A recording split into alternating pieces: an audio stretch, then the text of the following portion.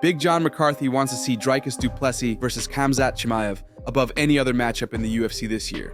Of course, first, the South African champ will have to successfully defend his title against Sean Strickland in the rematch. And every bit of information we have that could point to what that one will look like tells us that most likely it's not going to be an easy night for du Plessis. Whether the second fight between these middleweights lives up to the first one in terms of pure entertainment and being closely contested is a different question, but it wouldn't even have to do that in order to still be a tough outing for both. But assuming Dricus gets his hand raised again, we know what UFC has prepared for him next. It's going to be probably the biggest fight of his career when he welcomes Khamzat Chimaev into the octagon, who has pretty much guaranteed himself a title shot. It's certainly one of the most anticipated matchups for this year, and Big John shares that enthusiasm with fans by breaking down the bout and sharing his thoughts. I would rather see the Chimaev fight because I've seen the Sean Strickland DDP. Not saying that, it wasn't close, it was, but Chimaev deserves it. You can sit there and say what you want about all the stuff with the trouble he has with weight. He's had that, he hasn't had it at 185, so I can't, bag him. At 170, he shouldn't be fighting. He's too big. Yeah. But 185, okay. You want to go above and go to 205? I would love to see Poatan against Chimaev. It would be a great fight. It would be fun to watch because both guys have the ability to win based upon their specific skill sets and where they're really good. But I think that Chimaev deserves that title shot somewhere now. He's still undefeated. He's beaten some of the best. You can sit there and say, well, he beat guys that were near the end of their career and stuff. Yeah, he has, but he did it.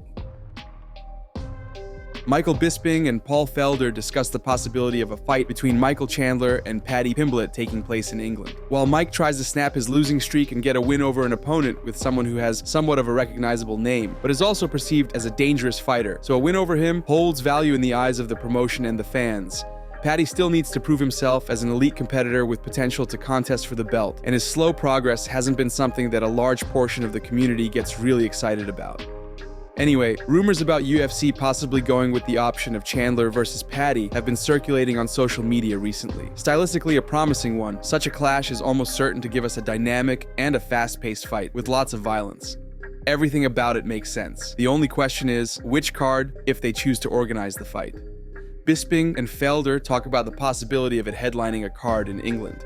A fight with Paddy Pimblett. I thought this makes a lot of sense. Paddy Pimblett tweeted or said on his YouTube or something, "See you at the top," which is a line that Michael Chandler uses a lot. But I was like, really? Are they going to put Chandler on a fight night in London? Because he is a pay-per-view draw. Yeah, that's where I don't see it happening. As far as the matchup, it's like, I have no problem with it, but I don't see that. I don't see that from the company side of things to use him for that.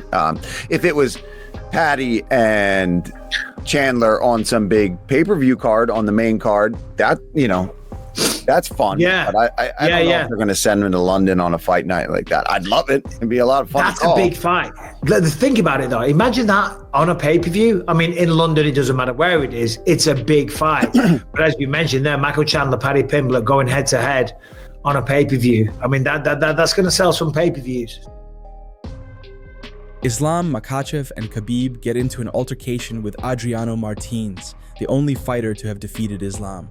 When the two met in the cage in 2015, Adriano knocked out Makhachev in the first round, giving an endless source for memes for all the Makhachev detractors on social media. So here's why all of this is relevant 10 years removed from Islam's loss.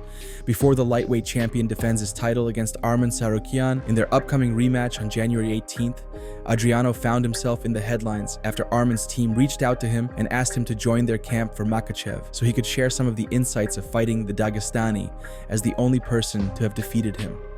The move by Tsarukyan and his team was also perceived as a tactic of psychological warfare, more than an actual desire to extract some technical knowledge from the Brazilian. In any case, all of this made some noise in the MMA space, and as it turns out, Islam and Khabib have noticed this also. The former opponents ran into each other in the UFC PI, and according to Adriano, Islam and Khabib weren't too happy to see him. Words were exchanged, and the security made sure that nothing serious happened. In an interview with a Russian channel, Oshataika, Martins revealed this incident when he was speaking about helping out Tsarukyan in his camp. According to him, Khabib and Islam started laughing at him and saying things among each other in his direction, to which the Brazilian didn't react too kindly. Here's what he said when the reporter asked him if he has ever seen Makhachev in person since their fight. Quote, "Actually, I hadn't seen him since then, before just days ago. I was in the PI, and I didn't know their team was there. So I was surprised when I saw Islam and Khabib walking in my opposite direction. When they saw me, they started loudly saying things to each other in their language. Islam was pointing his finger at me, and they were laughing. I'm not used to people laughing in my face like that. So I was like, hey, did you forget our last meeting? Then they weren't laughing anymore, but acted like they were going to do something, trying to get aggressive like, what did you say, and stuff like that. The place was crawling with security at that point, so everyone knew nothing was going to happen. But it's just funny to me." End quote. Chael Sonnen reacts to rumors about Conor McGregor fighting Logan Paul or Jake Paul in India for very large sums of money.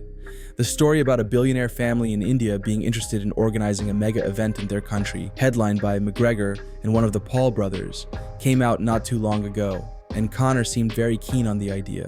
The potential organizers of the fight confirmed their interest in such an event when reached out to by media. We haven't heard about any official update in progress after the initial report. Very large sums were thrown out by different sources of varying credibility, with numbers as high as $250 million for McGregor to accept the fight. Chael Sonnen, who often disputes claims about generated money by specific events or fighters in specific bouts, doesn't believe that even if McGregor were to fight Paul in an event organized by these billionaires, he would get anywhere near the amount of money that has been speculated. $250 million is the number that is being reported from an unnamed wealthy man out of India who wants to bring tourism to the country. And to do that, he's going to bring two guys, neither of which are from India. Do you understand? People do stupid things all the time. That's true. But not in a premeditated setting. Where would he possibly get the idea that Conor and Logan is the fight people want? And where would he possibly understand that he's going to need $250 million? Don't bother telling them how you're going to divide it up. It's $250 million towards that fight. I'm sure we can get a deal done from here, can't we? And yeah, everybody's going to say, yeah, we sure can. I don't believe that this man from India is this stupid. I believe the man from India believes you are this stupid. That man appears to be right.